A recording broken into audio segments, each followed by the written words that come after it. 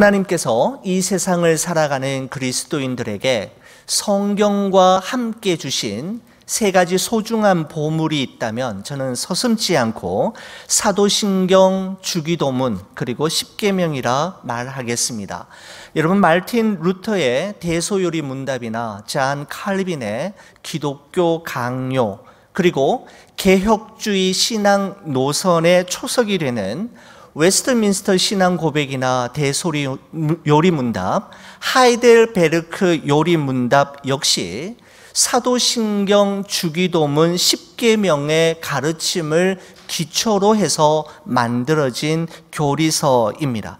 여러분, 지난 2000년 동안 교회는 기독교에 입문하는 성도들에게 사도신경, 주기도문, 그리고 십계명을 가르침으로써 그리스도인들은 무엇을 믿는가, 그리고 그리스도인들은 무엇을 위해 기도하는가, 그리고 그리스도인들은 어떻게 살아야 하는가라고 하는 중요한 세 가지 질문에 대해 해답을 제시해 왔습니다. 여러분, 이러한 전통은 우리 한국 교회까지도 잘 이어져서 여러분과 제가 사용하고 있는 성경책과 찬송가의 가장 앞표지와 가장 뒷표지에 보면 바로 주기도문, 또 사도신경, 십계명을 넣어두었을 뿐만 아니라 설교나 또 교리 공부 클래스를 통해서 이 세 가지를 성도들에게 반복해서 가르침으로 우리 기독교가, 또 성경이 우리에게 말씀하고 있는 바가 무엇인지에 대해서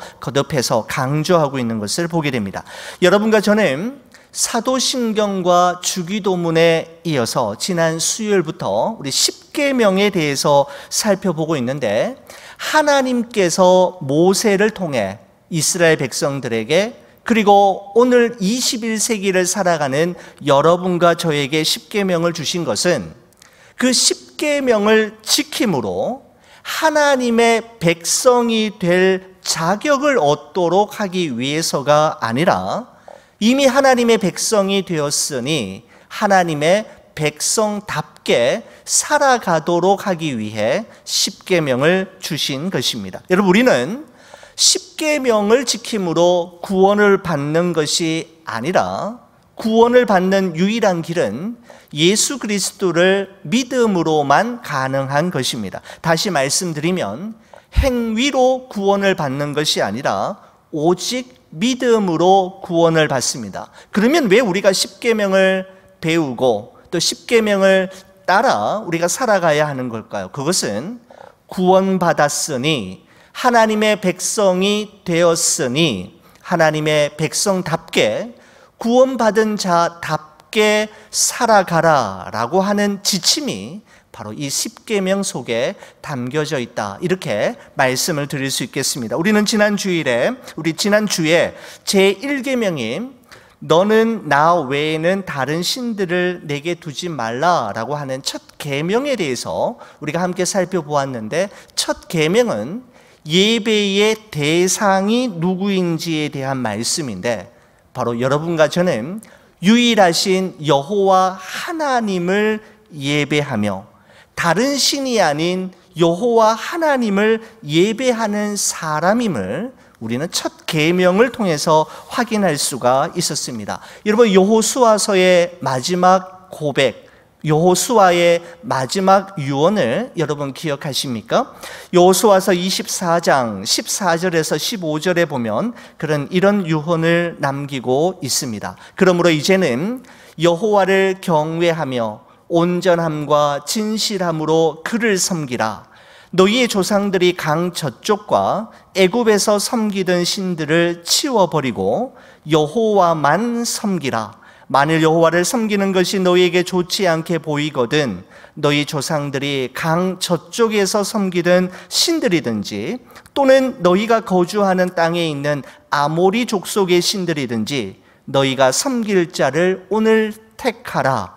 오직 나와 내 집은 여호와를 섬기겠노라 하니라고 기록하고 있습니다. 바로 여호수아는 제1계명을 따라 여호와 하나님, 유일하신 그분만을 예배하며 섬기겠노라고 고백했던 것을 우리는 기억하고 있습니다. 사랑하는 우리 교우 여러분, 우리의 마음을 다하고 목숨을 다하고 뜻을 다하여 오직 하나님만을 사랑하며 섬기며 예배하는 여러분과 저의 삶이 되기를 간절히 축원을 드립니다. 여러분, 이어서 하나님께서는 여러분과 저에게 제2계명을 오늘 이렇게 소개하고 있는데, 여러분, 두 번째 계명은 이렇습니다.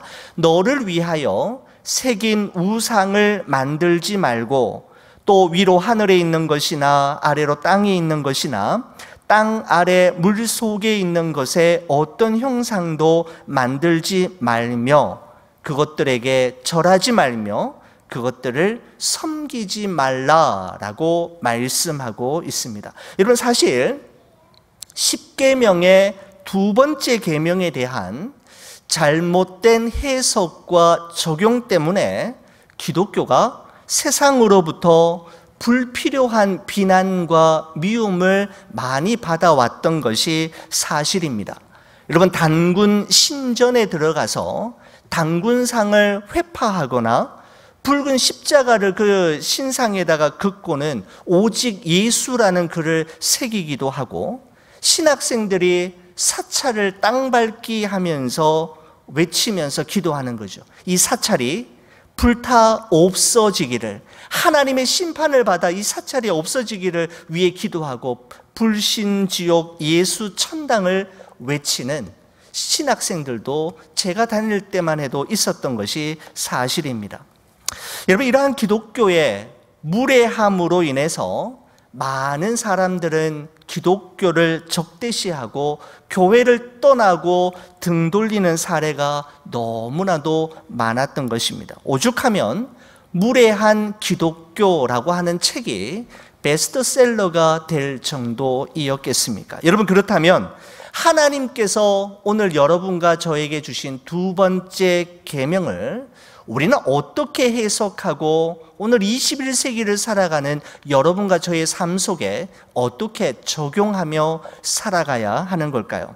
자, 우선 우상 숭배에 대한 이해를 돕기 위해 우선 제1계명에 나오는 다른 신들에 대해서 좀 먼저 한번 말씀을 드려볼까 합니다. 제1계명이 이런 계명이었지 않습니까? 너는 나 외에는 다른 신들을 내게 두지 말라라는 것이었습니다. 우리는 이 계명을 볼 때 이런 생각을 하게 됩니다. 하나님 이외에 다른 신들이 이 세상에 많이 존재하는데, 다른 신들 말고 애굽 땅 종되었던 집에서 이스라엘 백성들을 인도하여 낸 바로 그 신, 즉 여호와 하나님을 믿어야 해라는 말씀으로 우리는 이 계명을 이해하곤 합니다. 다시 말씀드려서 일본 사람들에게는 800만 개의 신들이 존재한다고 믿고, 여러분, 인도 사람들은 3억 3천 개의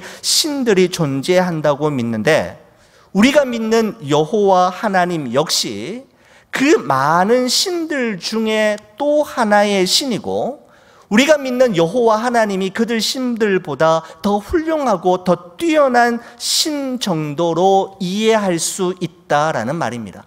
정확하게 이것을 무엇이라고 이야기하느냐 하면 단일신론이라고 이야기합니다. 여러분, 그러나 우리는 단일신론을 믿는 사람이 아니라 유일신론을 믿는 사람들입니다. 무슨 말이냐면 성경은 단도직입적으로 하나님 이외에 다른 신은 이 세상에 존재하지 않는다라고 분명하게 말씀하고 있습니다. 이사야서 44장 6절 말씀에 보면 이런 말씀이 있습니다. 이스라엘의 왕인 여호와, 이스라엘의 구원자인 만군의 여호와가 이같이 말하노라. 나는 처음이요 마지막이라. 나 외에 다른 신이 없느니라 라고 말씀합니다. 44장 8절 말씀에서도 보면 이렇습니다. 너희는 두려워하지 말며 겁내지 말라. 내가 예로부터 너희에게 듣게 하지 아니하였느냐, 알리지 아니하였느냐. 너희는 나의 증인이라.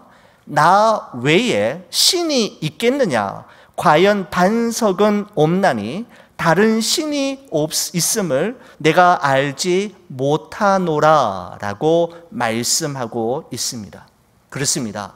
여러분과 저는 이 세상에 존재한다고 말하는 3억 3천여 개의 신들 가운데 하나인 여호와 하나님을 우리의 하나님으로 믿기로 선택했거나 여호와 하나님이 다른 신들보다 더 뛰어난 신이기 때문에 그분을 예배하는 것이 아니라 여호와 하나님 이외에는 다른 신이 이 세상에 존재할 수 없으며 여호와 하나님이 유일한 신이시기 때문에 우리는 그분을 예배한다라는 사실을 우리는 꼭 기억해야만 합니다. 여러분, 그래서 고린도전서 8장 4절에서 6절에 보면 사도 바울이 우리에게 분명하게 이렇게 말씀하고 있습니다. 그러므로 우상의 제물을 먹는 일에 대하여는 우리가 우상은 세상에 아무것도 아니며 또한 하나님은 한 분밖에 없는 줄을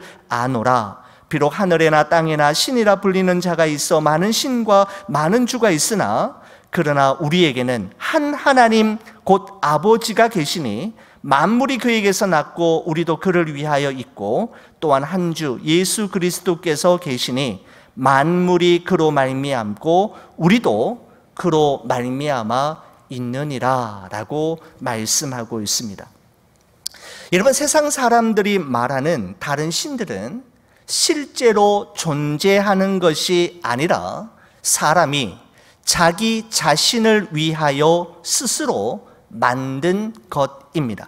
여러분, 자기 자신을 위하여 스스로 만든 것을 형상화한 것이 제2계명에 나오는 우상이고 그 우상을 하나님만큼이나 의지하거나 또는 하나님 대신에 섬기는 것이 바로 우상 숭배라는 것을 우리는 기억해야 합니다. 여러분, 하이델베르크 요리문답 95번에 보면 우상 숭배란 무엇인가라고 하는 질문에 대해 이렇게 답하고 있는 것을 찾아볼 수가 있습니다. 우상 숭배란 말씀으로 자신을 계시하신 유일하고 참되신 하나님 대신에 혹은 하나님과 나란히, 여러분 이게 참 표현이 중요합니다. 하나님 대신에 뿐만 아니라 하나님과 나란히 다른 것을 신뢰하거나 고안하여 소유하는 것입니다 라고 말씀하고 있는 것을 보게 됩니다. 여러분, 그렇다면 왜 사람들은 끊임없이 신을 만들고 우상들을 만드는 걸까요? 오늘 본문 4절 5절의 말씀에 보면 이렇게 되어 있습니다. 너를 위하여 새긴 우상을 만들지 말고 그것들에게 절하지 말며 그것들을 섬기지 말라라고 되어 있습니다. 거기 보면 세 가지 중요한 동사가 나오는데 만들지 말고 절하지 말고 섬기지 말라라고 하는 이 세 동사가 집중하고 있는 한 표현이 있는데 그것은 뭐냐 하면 너를 위하여라고 되어 있습니다. For yourself라고 표현하고 있는 것을 보게 됩니다. 너를 위하여 우상을 만들지 말고 절하지 말고 섬기지 말라라고 말씀합니다. 여러분, 그렇습니다. 하나님을 떠난 인간은 자기 자신을 위하여 끊임없이 신들과 우상을 새겨가는 존재입니다. 왜일까요?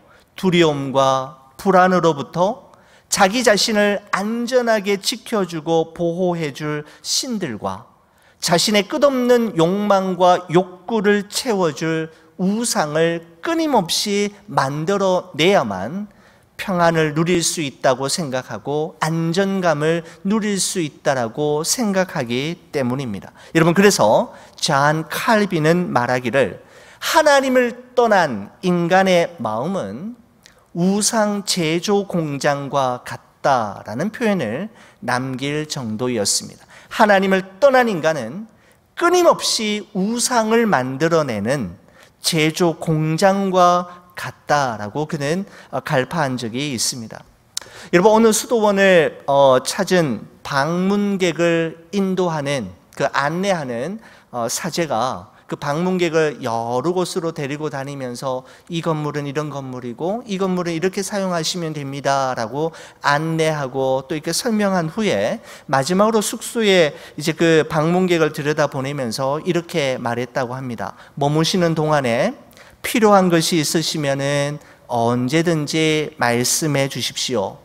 그것 없이 사는 법을 가르쳐 드리겠습니다 라고 이야기했다고 합니다. 필요한 것 있으시면 언제든지 말씀해 주십시오. 그런데 그것 없이도 살 수 있는 법을 이 수도원에서 배울 수 있습니다 라는 의미입니다. 사랑하는 성도 여러분, 그것 없으면 불안해지고 그것 없으면 절대로 안 될 것 같은 것, 여러분에게는 무엇입니까?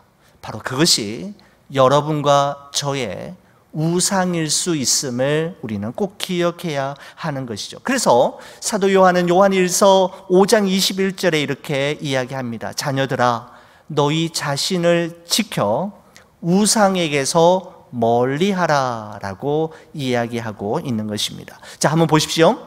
제1계명이 예배의 대상에 대한 계명입니다. 그러면서 하나님만 예배하라 라고 하는 메시지가 담겨져 있다면 제2계명은 예배의 방법에 대한 계명인데 하나님을 예배하되 하나님을 바르게 예배하라 라는 것입니다. 다시 말씀드리면 우리가 원하는 대로 하나님을 예배하는 것이 아니라 하나님이 원하시는 대로 예배를 드려야 한다라는 것이죠.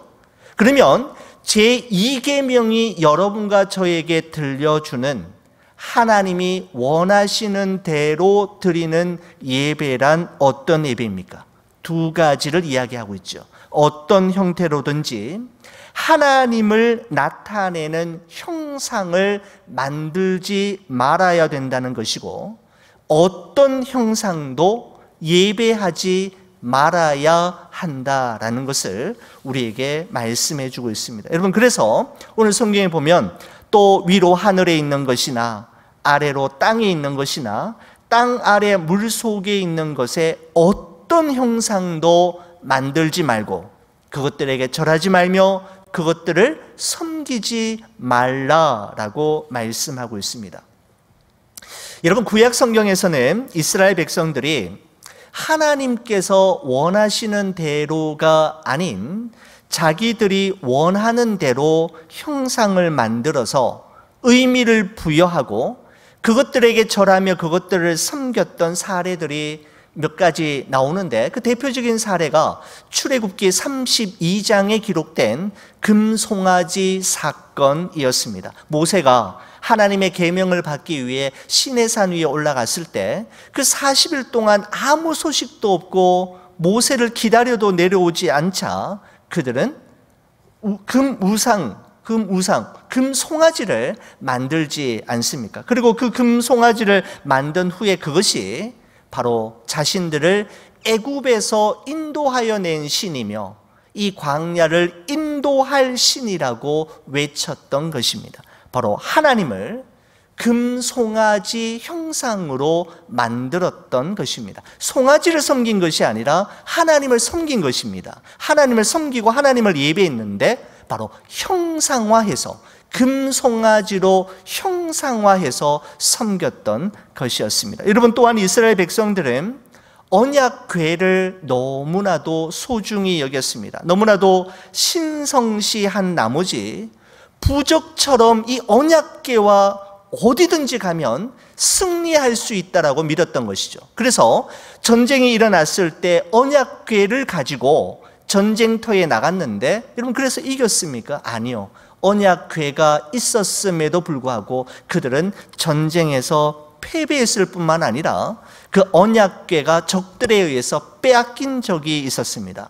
여러분, 유대 사람들은 예루살렘 성전 그 건물 자체를 축복의 근원으로 여겨서 이 성전만 있으면, 성전 가까이에만 있으면 우리는 영원히 복을 받을 것이다 라고 생각했지만 그들 생각은 완전히 잘못되었죠. 바로 예루살렘 성전은 이방 민족에 의해서 짓밟히게 되었고 돌 위에 돌 하나 남기지 않을 정도로 완전히 회파되었던 것을 볼 수가 있습니다. 언약궤, 성전, 너무너무 중요하지만 그 자체가 신성시되거나 예배의 대상이 될 수 없음을 우리에게 말씀하는 좋은 사례가 되는 것입니다. 여러분, 십자가와 성경은 기독교의 상징이지만 여러분, 십자가 목걸이와 성경책 자체에 어떤 신성과 영적인 효력이 있다고 믿어서는 절대로 안 됩니다. 여러분, 아기 예수님의 탄생을 묘사하는 여러분 그 성탄절 절기가 되면 세트가 마련이 되어서 집 안이나 또 그 집 밖 그죠? 거기에다가 이렇게 장식해 놓는 것들을 많이 보지 않습니까? 성탄절 세트, 아기 예수님 형상을 만들어 놓고 그죠? 그런 거 보고 또 때로는 천사 장식이나 또는 성화로 그려진 성인들의 그림을 그려진 그런 것을 많이 볼 수가 있습니다. 예수님 사진도 집에 한두 장 정도는 다 붙여져 있죠. 여러분, 그런 것들을 일부러 버릴 필요까지는 없지만 우리가 그 앞에 무릎을 꿇고 기도하거나 그 어떤 형상에 입을 맞추면서 그렇게 하면 은혜와 복을 받을 수 있다라고 생각하는 것 역시 바로 우상 숭배가 될 수 있음을 우리는 조심하고 경계해야만 합니다. 여러분, 너를 위하여 새긴 우상을 만들지 말고 절하지 말고 섬기지 말라라고 하나님이 분명하게 말씀하신 후에 그 다음에 뭐라고 말씀하시느냐 하면 내 하나님 여호와는 질투하는 하나님인즉이라고 말씀하고 있습니다. 왜 그렇게 하지 말아야 하느냐 하면 하나님은 질투하시는 하나님이시라는 것입니다. 여러분, 하나님을 질투하는 하나님으로 표현한 것이 원색적인 표현이기는 하지만 여러분, 남녀 간의 결혼 관계를 비유로 해서 여러분에게 설명해 드린다면 좀 이 표현이 좀 이해가 될 것 같습니다. 여러분, 어느 날 이렇게 한번 가정해 보는 것이죠. 남편이 사랑하는 아내에게 이야기를 하는 겁니다. 여보, 오늘 내가 당신에게 아주 특별한 사람을 한 명 소개하려고 해. 근데 정말 오해하지 말고 그냥 한번 잘 들어봐. 당신은 나에게 너무너무 소중한 사람이니까 이해해 줄 거라고 믿어. 나는 최근에 다른 여성을 만나고 있어. 그녀와 가끔 시간을 보내기는 하지만 당신과도 함께 시간을 보낼 거야. 두 사람 모두 내게 너무너무 소중한 사람이니까 라고 말했다고 여러분 한번 가정해 보십시다. 여러분, 그런 상황이라면 와이프가 도대체 어떤 말을 해야 하는 걸까요? 와, 너무너무 잘 되었네요. 정말 당신은 실력도 있어. 너무너무 능력이 있어. 내가 여전히 그 여자와 동등하게 당신의 사랑을 받고 당신 삶의 일부가 되었다니 정말 감사해요 라고 말할 여자가 여러분 어디 있겠습니까? 아니면 아내가 크게 화를 내면서 정신 차려 이 사람아, 나를 택하든지 그녀를 택하든지 분명히 선택해. 여러분, 이게 바로 정상적인 이야기 아니겠습니까? 여러분, 만약에 아내가 둘 다가 아닌 둘 중에 하나를 선택하라라고 말한다고 해서 어느 누구도 그 아내가 냉정하고 아주 관대하지 못하며 교만하고 자기밖에 모르는 사람이라고 말할 사람이 여러분 어디 있겠습니까? 여러분, 그렇게 말한다면 그것이야말로 정말 문제가 될 수밖에 없는 것이죠. 여러분, 질투는 사랑한다라는 말이고 절대로 포기할 수 없음을 일컫는 표현입니다. 여러분, 하나님께서 스스로를 질투하는 하나님이라고 표현하신 것은 우리를 정말 사랑하고 소중히 여기신다는 말씀일 뿐만 아니라 결단코 우리를 포기하지 않으시겠다라고 하는 의미가 바로 그 표현 속에 담겨져 있는 것입니다.